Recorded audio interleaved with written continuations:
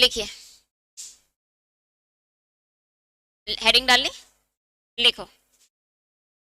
निपात का, निपात का शाब्दिक अर्थ होता है बल प्रदान करना। निपात का शाब्दिक अर्थ होता है बल प्रदान करना। बल, बल, फोर्स, बल प्रदान करना। अर्थात, अर्थात वे शब्द या शब्द समूह, अर्थात वे शब्द या शब्द समूह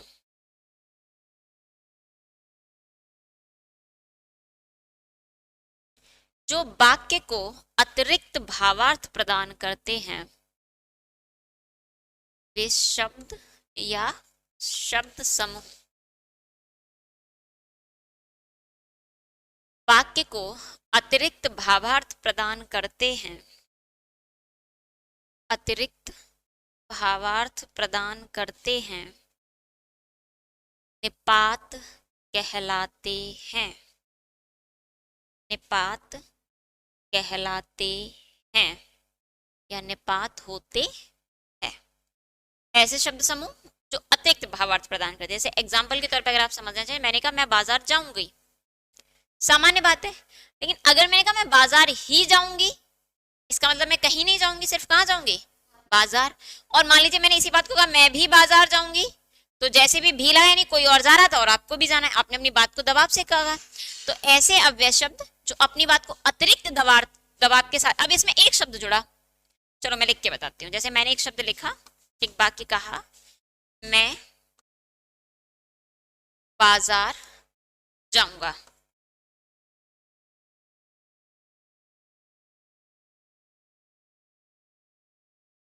और अब मैं दूसरा वाक्य लिख रही हूं, मैं बाजार ही जाऊंगा।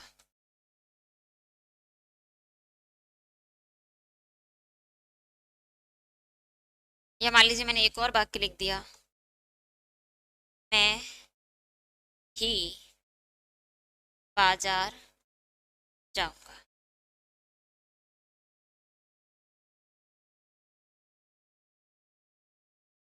अब देखो, अब इसमें अंतर करो। पहला वाक्य क्या है, सामान्य बात है। जैसे ही मैंने कहा मैं बाजार ही जाऊंगा, मैंने एक शब्द क्या जोड़ दिया, ही कहते ही बात में प्रेशर पड़ा कि नहीं पड़ा, दबाव से बात कही गई। और यहां पर मैंने एक शब्द क्या जोड़ दिया, दोनों ही कंडीशन में दबाव बना या नहीं, ये बताओ। तो अब ये ही और भी क्या हो गए, क्योंकि निपात क्या लिखाए थे, वे शब्द या शब्द समूह।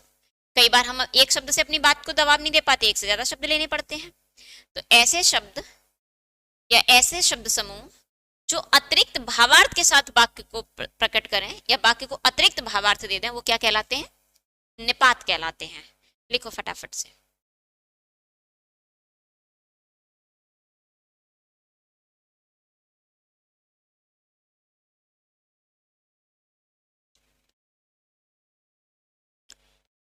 लिख लिया, देखो निपात वाले टॉपिक से एक दो स्पेशल पॉइंट्स आते हैं, वाक्य से कभी नहीं आता, भेद से प्रश्न आता है। ठीक है, तो जो मेन मेन पॉइंट्स है पहले उनको लिखो, कि पहले भेद करने हैं। पहले मेन पॉइंट कर लो, शुरू से पढ़ना शुरू करोगे तो वो चीजें पहले पढ़ जाओगे जो एग्जाम में ज्यादा आती हैं। तो लिखो, डालो विशेष तथ्य या नोट पॉइंट। तो सबसे पहला पॉइंट डालिए। देखो वैसे तो हरदेव बहारी ने निपात को अव्यय ही कहा है, लेकिन ज्यादातर भाषा विज्ञानी इसे अव्यय नहीं मानते हैं। तो पहला पॉइंट लिख लीजिए, निपात शुद्ध रूप से अव्यय नहीं है, निपात शुद्ध रूप से अव्यय नहीं है।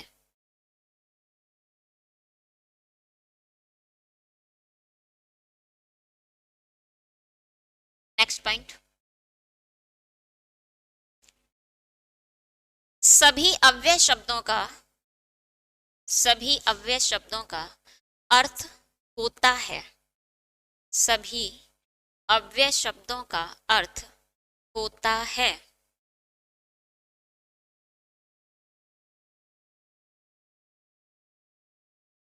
जबकि या किंतु सभी निपात शब्दों का अर्थ होना अनिवार्य नहीं है। जबकि या किंतु कोई भी शब्द लिख लीजिएगा। सभी निपात शब्दों का अर्थ होना अनिवार्य नहीं है। शब्दों का अनिवार्य होना। बेटा निपात पढ़ा रही हूँ, निपात, और निपात में स्पेशल विशेष तथ्य लिखा रही हूँ, जिसे आप विशेष तथ्य, टिप्पणी, नोट पॉइंट कुछ भी कह सकते हैं, जहां से एग्जाम में क्वेश्चन आता है। सभी निपात शब्दों का अर्थ होना अनिवार्य नहीं है। अब आप बताइए, यहाँ पे मैंने लिखा ही, अब बताओ ही का क्या अर्थ है?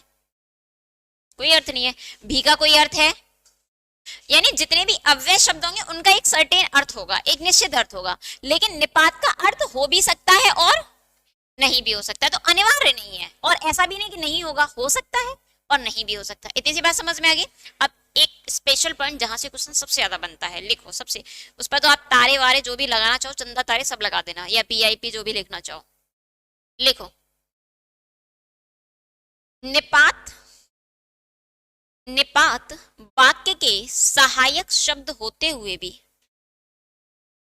निपात वाक्य के सहायक शब्द होते हुए भी वाक्य के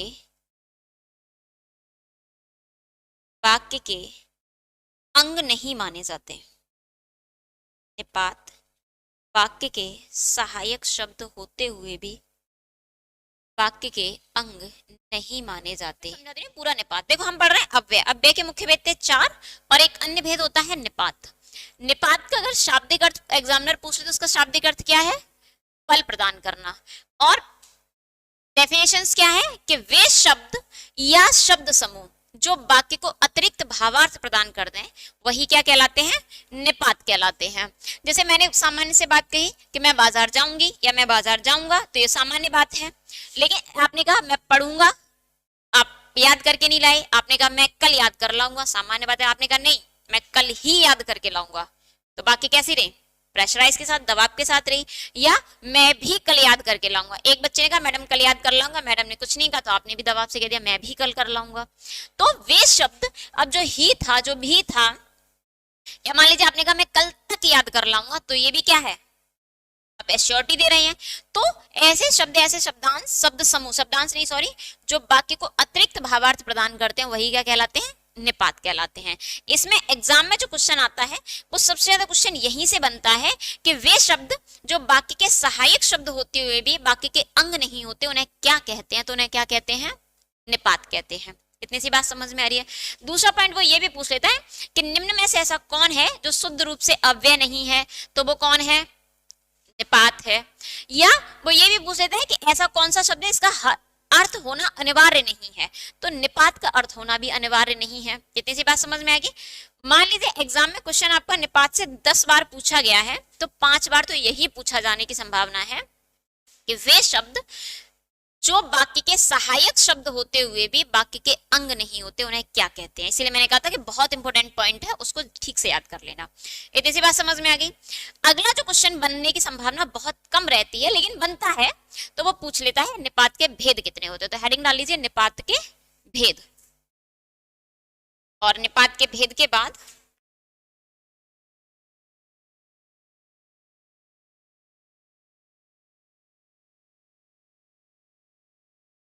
निपात के भेद, हेडिंग डाल ली। ऑनलाइन में मैं समझ रही हूँ चीजें क्लियर हो गई होंगी, मैंने एक रिकैप कर ही दिया है। तो निपात के 9 भेद होते हैं, लिख लीजिए निपात के 9 भेद होते हैं।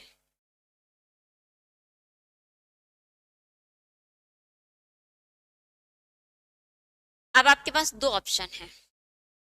पहला, जैसे हमने विस्मयबोधक अव्यय पढ़ा है कि हम निपात, और वही एक सटीक ऑप्शन है। अंतर क्या होगा? देखो विस्मयबोधक अव्यय और निपात में आपको लगभग शब्द समान मिलेंगे, एक जैसे, लेकिन विस्मयबोधक अव्यय में क्या होगा?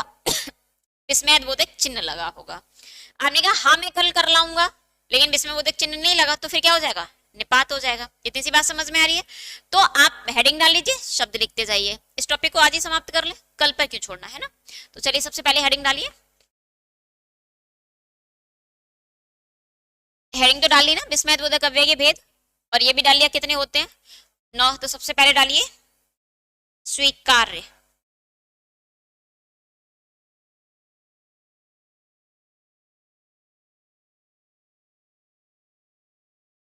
अस्वीकार्य के शब्द क्या क्या होंगे,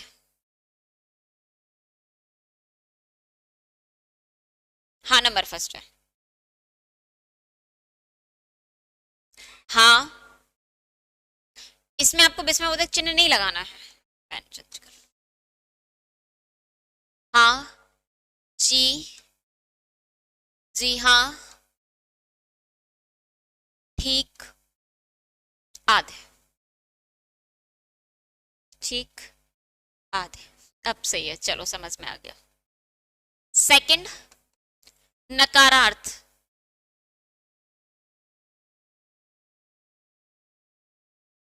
अब नकारार्थ का मतलब क्या है भाई, इसका मतलब है असर्टिव सेंटेंस आपने 2 पढ़े थे, मैंने पहले भी बताया था। इसका मतलब पॉजिटिव, इसका मतलब है नेगेटिव। तो इसमें क्या हो जाएगा नकारार्थ में, नहीं, ना जी, ना,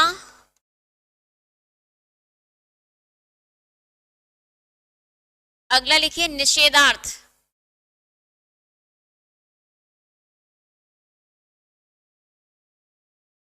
इसमें लिखो मत, बिल्कुल, और बिल्कुल किसमें जा रहा है, बिल्कुल नहीं। अब पहले नकारार्थ और निषेधार्थ में अंतर समझ लो। नकारार्थ का मतलब है चीजें नेगेटिव फॉर्मेट में, आपसे सिर्फ मना किया जा रहा है। यहां मना किया जा रहा है, आपको मान जाना चाहिए। यहां मना किया जा रहा है, अगर नहीं माने तो दंड का विधान है। यहां दंड हो भी सकता है, नहीं भी हो सकता है। पब्लिक प्लेसेस पर स्मोकिंग करना मना है, मना नहीं है, निषेध है। अब निषेध का मतलब है कि अगर आप पब्लिक प्लेसेस पे स्मोकिंग करते हैं, तो धूम्रपान करते हैं, तो आपको जेल भी होगी और जुर्माना भी होगा। हालांकि होता कुछ नहीं है, लेकिन होगा, ऐसा संविधान में वर्णित है। यानी निषेध का मतलब है चीजें वर्जित हैं। आप चाहें तो यहाँ शब्द लिख सकते हैं वर्जित। वर्जित का मतलब ही है निषेध। लिख लिया। अगला प्रश्नार्थ।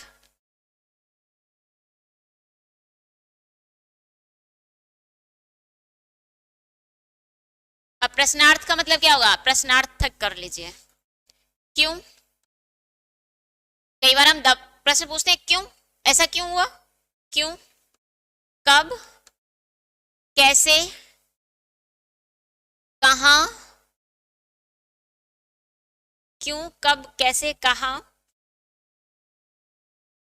आदि।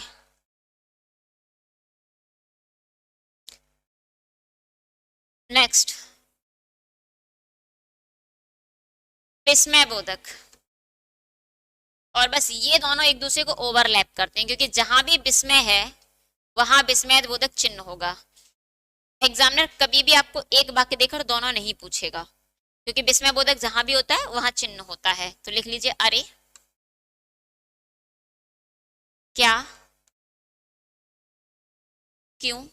अगर वो कोई भी वाक्य देता है तो या तो आपसे निपात पूछेगा या फिर आपसे अव्यय पूछेगा। निपात पूछ रहा है, इसका मतलब स्पेशली निपात का जवाब दे, और अव्यय पूछ रहा है तो फिर विस्मयाद बोधक अव्यय का है। इतनी सी बात समझ में आ रही है, क्योंकि विस्मयाद बोधक अव्यय उसके मुख्य भेद हैं और निपात अन्य भेदों में आता है, अन्य अंग में आता है। इतनी सी बात समझ में आ गई। चलिए अगला लिखिए।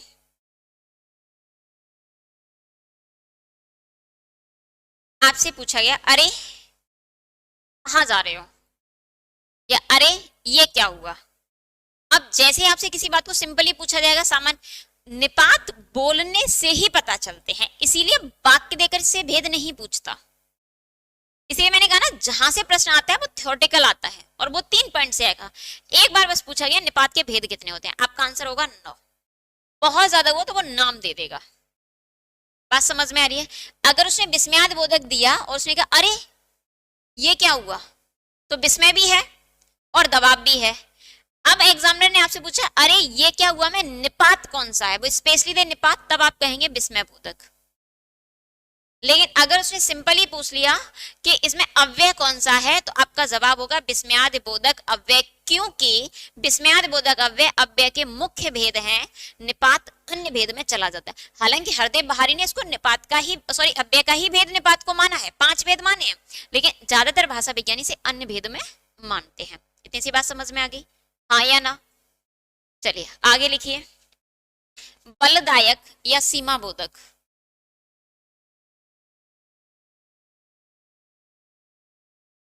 बलदायक या बलबोधक, या और इसी को कह देते हैं सीमा बोधक। अब इसमें आप लिख लीजिएगा ही, जैसे आपने कहा ही, तो बल प्रदान कर रहा है बात को कि नहीं कर रहा? ही, भी, तक,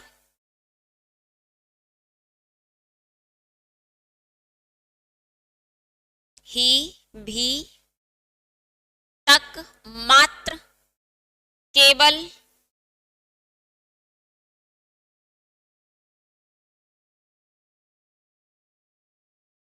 अच्छा मैंने नंबरिंग गलत कर दी, आधे। अगला लिखिए, अवधारणा बोधक। अवधारणा का अर्थ मैं आपको पहले भी समझा चुकी हूं, हाँ या ना? मैंने बताया था एक ऐसी मेंटल स्टेट जो लगभग चली आ रही है, जैसे कि अवधारणा है आपकी सफलता न होने के पीछे सबसे बड़ा हाथ आपके मोबाइल का है, आपके आलसी होने के पीछे सबसे बड़ा कारण आपका मोबाइल है, ऐसी अवधारणा वर्तमान प्रासंगिक अवधारणा है, हाँ या ना? एक अवधारणा बन गई है ऐसी मेंटल स्टेट जो लगभग चली आ रही है, तो इसमें लिखिए लगभग,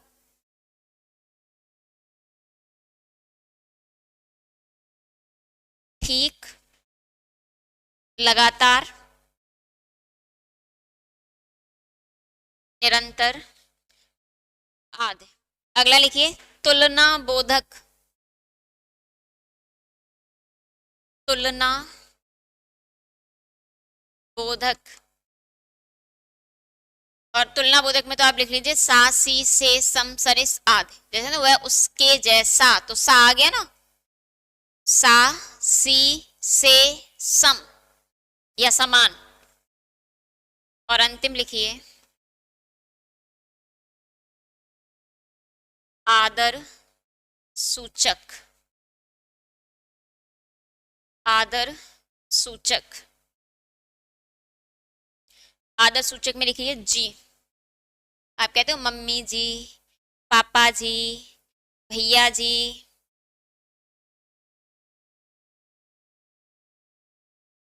हो गया, समझ में आ गया? चलिए आज की क्लास में इतना ही, धन्यवाद।